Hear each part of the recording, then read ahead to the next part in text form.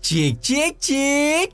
Oke guys, welcome back to Gnosis alias Cakradiva dalam pembahasan alur cerita prediksi alias spoiler BTTH Season 5 episode ke-122. Seluruh jajaran tim Gnosis alias Cakradiva di seluruh alam semesta, alam manusia, alam goib, alam YouTube mengucapkan marhaban ya Ramadan. Selamat berpuasa Ramadan buat teman-teman yang menjalankannya. Selamat melawan aula jiwa yang bersarang di tubuh kalian masing-masing. Dan dengan video ini, Gnosis alias Cakradiva akan membantu menguatkan doki di dalam tubuh kalian masing-masing biar kuat untuk melawan antek-antek aula jiwa.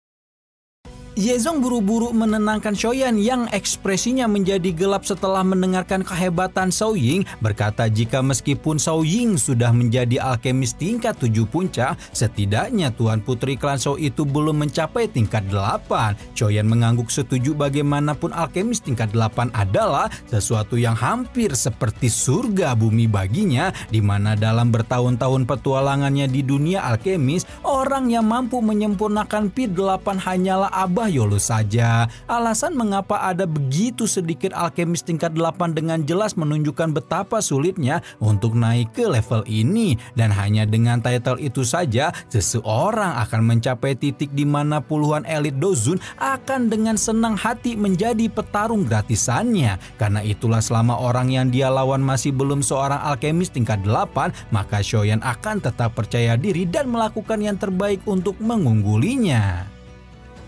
Yezong tersenyum melihat kepercayaan diri Shoyan sebelum menjelaskan jadwal mereka untuk mengikuti pengujian 5 klan besar, sehingga mereka harus segera melakukan perjalanan menuju kota Pil Suci dalam kurang lebih 20 hari lagi. Dan hal itu cukup membuat Shoyan terpacu untuk mempercepat pelatihannya dalam memunikan pil. Yezong sebenarnya cukup terkejut melihat Shoyan bisa berdiam diri berhari-hari untuk menyuling obat, karena sebagai sesama alkemis dia sangat tahu betapa berat dan melelahkannya kegiatan tersebut. Tapi berhubung Shoyan memang diberkati dengan kekuatan spiritual melimpah, juga 3 api surgawi dan kemampuan pengendalian api luar biasa, tuan muda ketiga keluarga Shao itu pun mampu menyuling obat dengan lebih efektif, sehingga jika alkemis biasa paling banter hanya mampu menyempurnakan 3 obat dalam sehari, Shoyan mungkin bisa menyempurnakan 6 bahkan lebih dari 10 obat dalam waktu yang sama. Shoyan mengangguk mengerti, baru kemudian beristirahat selama sehari sebelum kembali menyibukkan diri dalam pelatihan penyempurnaan pil yang panjang dan melelahkan. Tanpa masalah yang datang dari dunia luar, klan Ye memang menjadi jauh lebih tenang dan waktu mengalir di tengah keheningan. Lalu lintas manusia di wilayah pil mulai melonjak dan waktu uji 5 klan besar juga akan segera datang. Semua orang dari klan Ye dengan hormat berdiri di luar ruang perbaikan pil untuk menunggu Shoyan keluar, di mana hari ini adalah hari terakhir sebelum mereka mulai melakukan perjalanan ke kota Pil Suci. Awalnya anggota klan Ye termasuk Yezong agak panik karena Mang Oyen enggak keluar-keluar dari ruangan, namun setelah melihat awan gelap dan kilatan guntur di udara sering kali muncul di atas manor klan Ye selama 2 hari ini, mereka tahu jika sepertinya mantu jadi-jadian klan mereka hampir berhasil menyempurnakan pil tingkat 7 puncak. Sayangnya mereka belum benar-benar bisa melihat petir pil yang menjadi momen kelahiran pil tingkat 7 puncak, namun juga tidak bisa meminta lebih kepada Shoyan karena Yezong tahu menyempurnakan pil semacam itu bukanlah pekerjaan mudah. Beberapa saat kemudian, pintu berderit yang kemudian disusul dengan munculnya sesosok pemuda ganteng bin Pak Boy dari dalam ruangan, di mana penampilan Shoyan meskipun lebih berantakan, namun juga tampak lebih mempesona dan dewasa dibanding sebelum melakukan pelatihan panjang. Baru setelah Yezong menjelaskan bahwa mereka akan berangkat besok pagi, Tian Huo nimbrung mendekatinya, menanyakan apakah kekuatan spiritual Shoyan sudah meningkat selama melakukan retreat. Shoyan tercengang saat saat mendengar pertanyaan Tianhuo sebelum kemudian sadar jika dia memang merasa api menjadi lebih indah dan membuatnya lebih mudah juga untuk mengolah pil. Tianhuo Zunze menatap Xiaoyan dengan ekspresi aneh sebelum akhirnya paham jika sepertinya Yao Chen atau siapapun itu guru Xiaoyan belum sempat mengajari pemuda ini banyak hal tentang kekuatan spiritual.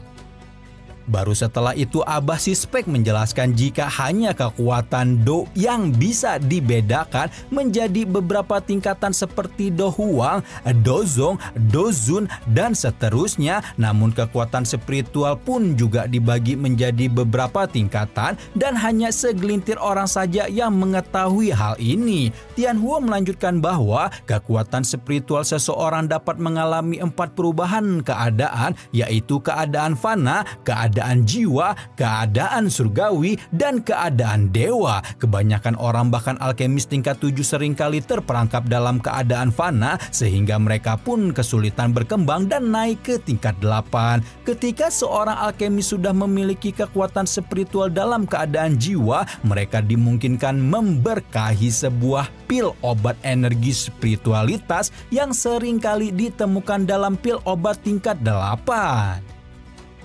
Sama halnya dengan keadaan jiwa, jika alkemis mampu meningkatkan kekuatan spiritualnya hingga mendapatkan keadaan surgawi, mereka akan mampu memberikan sebuah pil obat kecerdasan yang seringkali muncul pada penyempurnaan pil obat tingkat 9.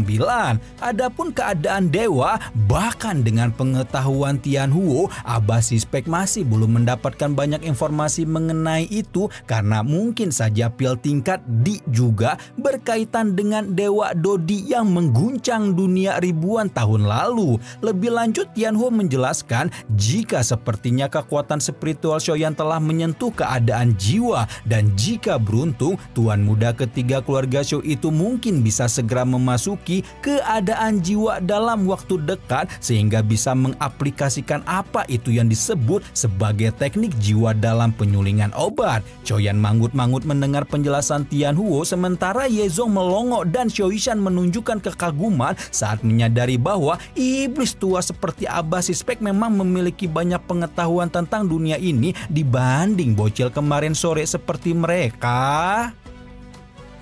Xiaoyan merenung di dalam hati mendengar kata-kata Tianhuo yang tidak diragukan lagi telah membuka dunia baru untuk dijelajahi. Sekarang dia berambisi untuk terus berlatih menyuling obat agar mendapatkan semacam teknik jiwa yang kemungkinan dirinya untuk melatih kekuatan spiritual. Xiaoyan menghela napas dan mengambil keputusan jika selama perjalanannya ke kota pil suci kali ini menemukan teknik jiwa akan menjadi tujuan penting baginya. Singkat cerita, malam telah berlalu dan pagi hari pun tiba ketika Yezong memimpin kelompok klan Ye plus Xiaoyan dan kawan-kawan menuju tanah terbuka untuk melewati lubang cacing yang menghubungkan kota Ye dengan kota pil suci.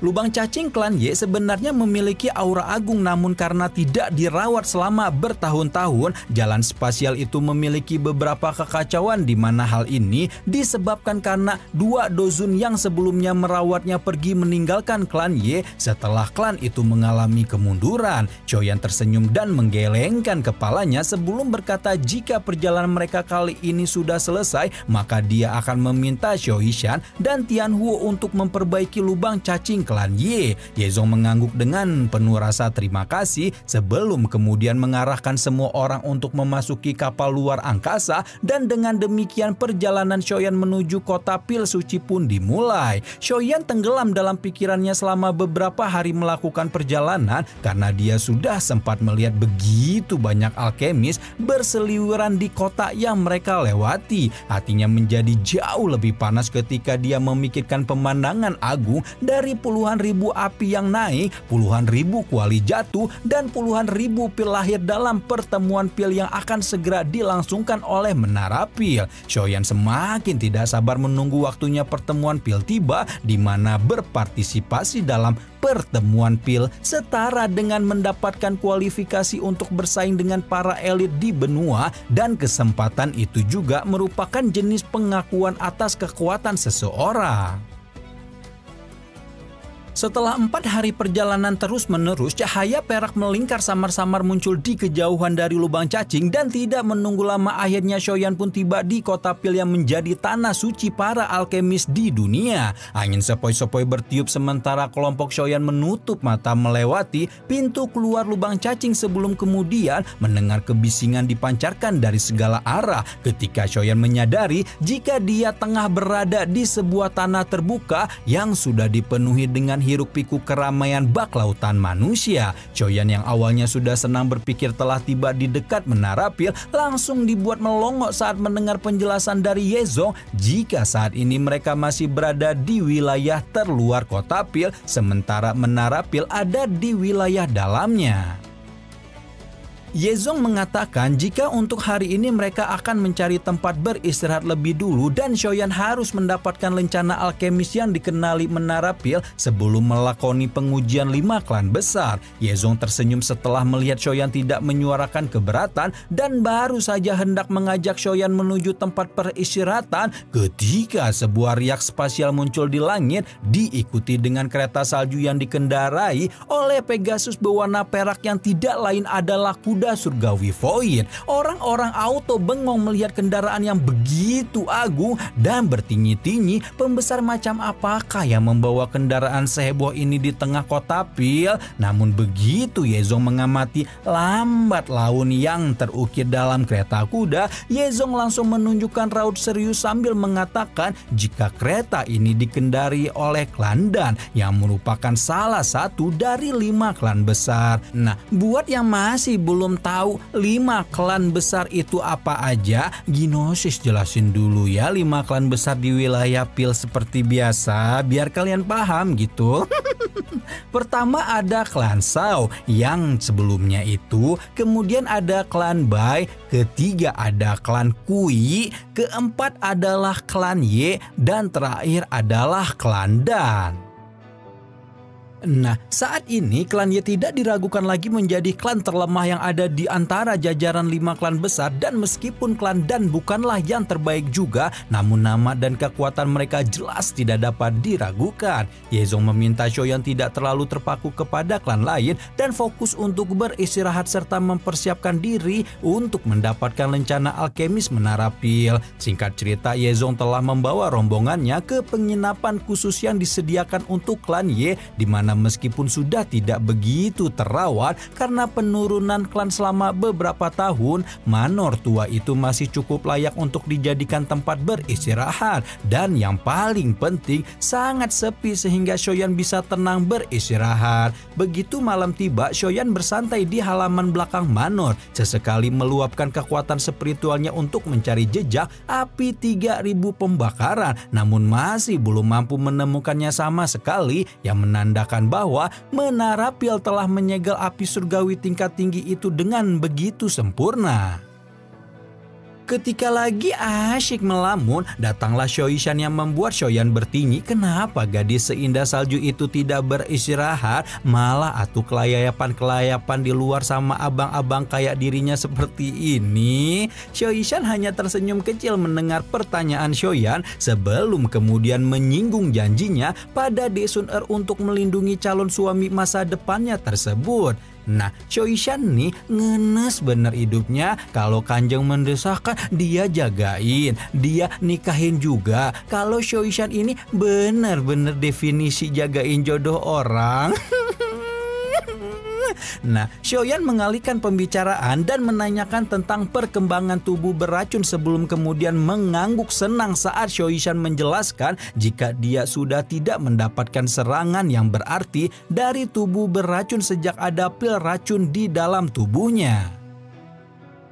Udah seru-seru ngomongin tubuh beracun, Shoishan malah menyinggung Daesun lagi dan yang lebih parah, si gadis racun itu juga menyebut-nyebut nama Kanjeng dan menanyakan apakah Shoyan sudah menjelaskan hubungannya dengan Chailin kepada Shun. Pertanyaan Shoishan yang begitu tiba-tiba jelas dong saja atuh membuat Shoyan tercengang, namun tidak dapat menahan diri untuk memikirkan kembali si Ratu Barbar namun memikat yang selama beberapa tahun berada di sisinya itu. Awalnya hubungan Shoyan dan Kanjeng hanyalah pertemuan yang dipenuhi dengan nafsu. Namun tidak dapat dipungkiri, Shoyan mulai merasakan perasaan yang rumit terhadap Medusa sejak si Ratu Ular dicurigai telah mengandung anaknya. Apalagi sudah beberapa tahun sejak Shoyan meninggalkan kekaisaran Jiama, di mana jika Kanjeng benar-benar Hamidun, maka kemungkinan saat ini Shoyan kecil telah lahir ke dunia. Shoyan hanya bisa geleng-geleng kepala ketika merasakan hatinya mulai acak adut saat memikirkan Kanjeng, sebelum kemudian menghela napas dan mengatakan jika dia akan memberitahu Sun Er ketika mereka bertemu lagi. Akhirnya malam itu dihabiskan Shoyan dan Choishan untuk memandangi langit malam sampai dengan si gadis racun tertidur, dan Shoyan memutuskan untuk memperhatikan bintang-bintang berkedip di langit. Aduh, sampai balelo tuh. Dan entah kenapa merasa jika malam itu langit dipenuhi dengan spiritualitas yang lebih padat. Ketika itulah Shoyan menyebarkan kekuatan spiritualnya dengan perlahan, membuat kekuatan spiritual mengalir dari kedua alisnya seperti banjir sebelum menutupi langit kota Pil dengan begitu tenang. Kilau cahaya warna-warni menutupi tubuhnya bak dewa yang turun dari langit, membuat dunia di sekitarnya juga turut bercahaya ketika Shoyan membiarkan kekuatan spiritual itu menyebar berlama-lama. Penyebaran kekuatan spiritual Shoyan ini berlanjut untuk jangka waktu yang cukup lama hingga tiba-tiba menerobos ke tempat yang tidak diketahui Shoyan sebelumnya, di mana ketika tuan muda ketiga keluarga Shou itu mulai mendapatkan kesadaran, Shoyan mampu melihat seekor naga besar dengan api hitam ungu menyelimuti tubuhnya meringkuk di tanah. Ketika itulah hati Shoyan merasakan perasaan akrab dan keterkejutan luar biasa saat menyadari jika naga api hitam ungu itu tidak lain dan tidak bukan adalah wujud nyata dari api 3000 pembakaran. Namun ketika Shoyan baru saja beberapa detik melihat naga hitam tersebut, sebuah teriakan keras terdengar menggoncang hati Shoyan, menanyakan siapa yang berani mengintip ke dalam domain bintang kota Pil seperti ini. Tepat ketika itulah kekuatan spiritual Shoyan kembali dan merasa gembira karena sekarang akhirnya dia pun tahu jika menara Pil yang agung telah menyegel api 3000 pembakaran di sebuah tempat yang disebut sebagai domain bintang. Sementara Shoyan merasa gembira atas peningkatan spiritualitas di dalam jiwanya, suara tua perlahan terdengar di dalam kekosongan mengatakan bahwa ada seseorang yang menyusup ke dalam domain bintang yang untungnya tidak sampai membangunkan api 3000 pembakaran. Suara itu seharusnya merupakan salah satu petinggi menara Pil, di mana sekarang para petinggi menara Pil ini sangat tertarik dengan siapapun yang berhasil mengintip domain bintang dengan kekuatan spiritualnya. Bukannya apa-apa, menara Pil memang sebuah faksi luar biasa yang bisa menahan api 3000 pembakaran selama bergenerasi-generasi. Namun api surgawi peringkat ke-9 itu telah menjadi lebih kuat karena menyerap cahaya dari bintang-bintang dan tidak mungkin bagi mereka untuk menyegelnya dalam waktu lebih lama.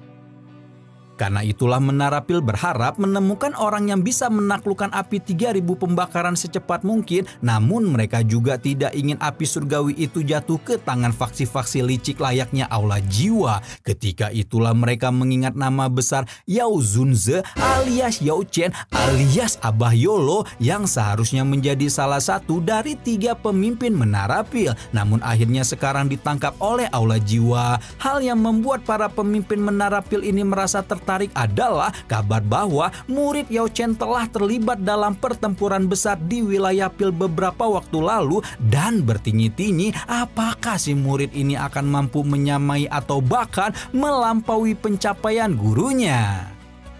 Sementara itu, malam telah berlalu dan pagi hari pun tiba ketika Yezong membawa Shoyan ke menara cabang yang didirikan oleh menara Pil, di mana menara tersebut akan menjadi tempat bagi Shoyan untuk mendapatkan lencana alkemisnya. Ketika menunggu Yezong mendaftarkan dirinya, Shoyan tanpa sengaja bertabrakan dengan seorang gadis dengan lencana klan dan di mana gadis itu memancarkan semacam kekuatan isap aneh yang secara mengejutkan seperti berusaha menyedot kekuatan spiritual hingga Shoyan buru-buru mundur dengan wajah ngeri sebelum menanyakan apakah gadis itu baik-baik saja. Wanita muda itu hanya menghela napas lega setelah melihat Shoyan bisa tetap baik-baik saja bahkan setelah menyentuhnya sebelum meminta maaf dan akhirnya berbalik pergi.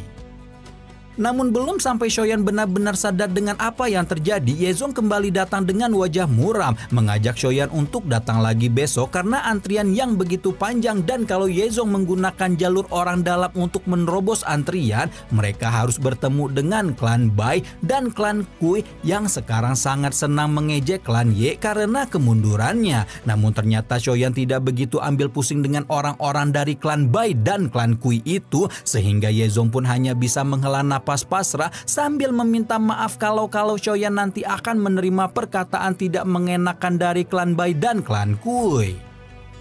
Dan benar saja apa yang dikhawatirkan oleh Yezong, baru saja mereka memasuki ruangan ketika tawa yang menusuk telinga ditransmisikan, di mana tawa itu berasal dari seorang wanita tua berpakaian abu-abu yang langsung berjulit dan mengejek kemunculan mereka berdua. Wanita tua itu berasal dari klan Bai, sementara 3 orang lain di pojok ruangan yang hanya menyapukan pandangan acuh tak acuh kepada Yezong adalah orang-orang klan Kui. Tidak hanya bertemu dengan perwakilan 2 klan besar, Yezong juga disapa oleh seorang pria tua yang dipanggil dengan Pana Tua Weli. Namun belum sampai Weli dan Yezong temu kangen berlama-lama, wanita tua klan Bai meminta Yezong untuk tidak usah bertele-tele dan menanyakan apakah pemuda tanpa lencana menara pil ini yang akan dikirim Yezong untuk pengujian.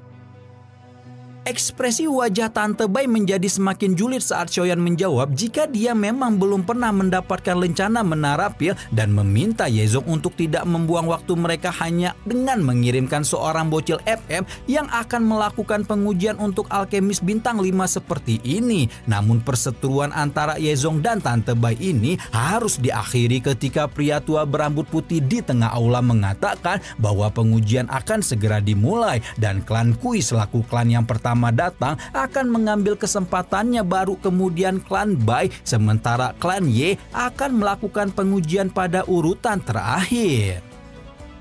Baik klan Bai maupun klan Kui sama-sama mengirimkan generasi muda yang mengajukan pengujian untuk alkemis tingkat 6 menengah sampai tingkat 6 atas, di mana tingkat ini sudah cukup luar biasa, mengingat bahkan Xinlan selaku generasi muda paling moncer di klan Ye hanyalah alkemis tingkat 5. Baru setelah menanyai wakil klan Bai dan klan Kui, pengawas ujian mengalihkan pandangannya kepada Yezong dan menanyakan pengujian tingkat berapa yang ingin diikuti oleh perwakilannya. Ekspresi merendahkan dan penuh ejekan yang ditunjukkan orang-orang klan lain auto menjadi bagong ketika ternyata tanpa diduga-duga Shoyan mengambil pengujian untuk tingkat tertinggi yang pernah dilakukan di tempat itu, yaitu pengujian untuk alkemis tingkat 7 menengah. Baru setelah beberapa detik berlalu, Tante Bai berjulit dan meminta Yezong untuk tidak main-main. Begitu pula pengawas ujian yang bernama Han Li pun turut memastikan kembali apakah Shoyan benar-benar ingin melakukan pengujian untuk lencana alkemis tingkat 7 menengah. Baru setelah Shoyan mengangguk yakin, Han Li perlahan mengangguk sambil mempersilahkan Shoyan yang begitu percaya diri untuk memulai pengujiannya. Klan Bai menunjukkan ekspresi paling kesal karena seharusnya dengan tingkat 6 puncak generasi muda mereka akan menjadi primadona dan sorotan dalam pengujian hari ini. Namun klan Ye yang sudah mengalami penurunan selama bertahun-tahun, tiba-tiba saja mencuri sorotan tersebut meskipun belum ada yang tahu apakah Shoyan benar-benar mampu melewati pengujian ini atau tidak.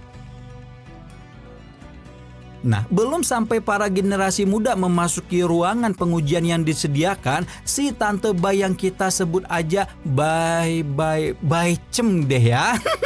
Bai Jem ya, mulai mengonfrontasi Yezong lagi dengan menyebutkan bahwa klan Ye yang telah menurun tidak punya pilihan kecuali meminta bantuan pada pemuda yang banyak gaya seperti Shoyan. Shoyan sih nggak ada masalah buat ngasih paham ibu-ibu mulut lemes kayak Bai Jem, namun belum sampai Shoyan mulai baku hantam, Han Li sudah meraung dengan kemarahan sekali lagi, memperingatkan jika klan Ye dan klan Bai berseteru sekali lagi, maka dia akan membatalkan pengujian kedua klan. Bai Jem hanya bisa meringis kesal sambil memperingatkan Shoyan untuk menjaga sikap sebagai generasi muda, namun hanya dibalas dengan tatapan acuh tak acuh yang membuat Bai Jem sekuat tenaga menahan hodam keluar dari tubuhnya.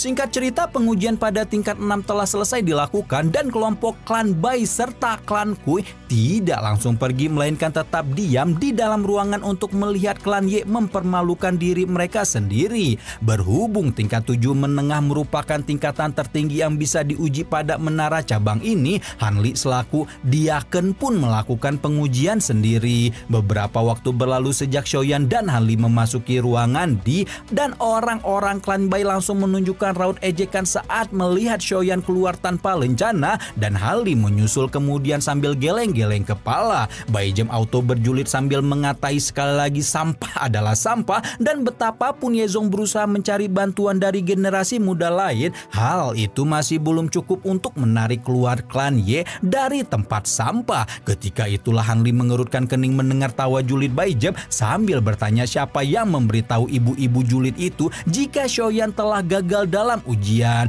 Bai Jem tentu saja bingung mendengar pertanyaan Han Li karena sudah jelas sekali Xiaoyan gagal berhubung pemuda itu keluar tanpa lencana. Namun ternyata alasan Han Li tidak memberikan Xiaoyan lencana adalah bukan karena pemuda itu gagal dalam ujian, namun karena Han Li menilai jika sebenarnya Xiaoyan berhak mendapatkan lencana yang lebih tinggi, dan saat ini dia sedang mempertimbangkan apakah harus mengirim pemuda itu pergi ke Menara Pil Pusat untuk mengikuti tes lagi.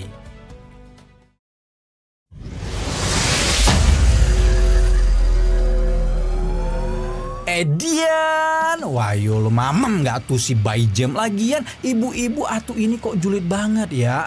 Auto mingkem nggak tuh pas Mang Oyen dibilang bisa dapat lencana lebih tinggi dari tingkat 7 menengah. Emang ya mulutnya itu lebih tajam gitu ya, kayak mulut tetangga. Akhirnya Xiaoyan udah ngeliat nih bentukan api 3000 pembakaran kayak gimana. Kira-kira apakah Xiaoyan akan mengikuti ujian ulang di markas pusat Menara Pil dan mengambil kesempatan untuk melihat api 3000 pembakaran lagi? Dan apa yang akan dilakukan Menara Pil saat mendengar tiba-tiba aja muncul anak muda dengan lencana pil tingkat 7 menengah atau bahkan berhak untuk lencana yang lebih tinggi muncul. Dan tuh akhirnya Menara Pil bisa ngeliat ya muridnya Abah Yolo yang bukan pengkhianat kayak si anak Dajjal Hanpeng. Lanjut gak nih? Subrek dong, yang belum subrek tuh subrek dong kan biar gas gitu loh.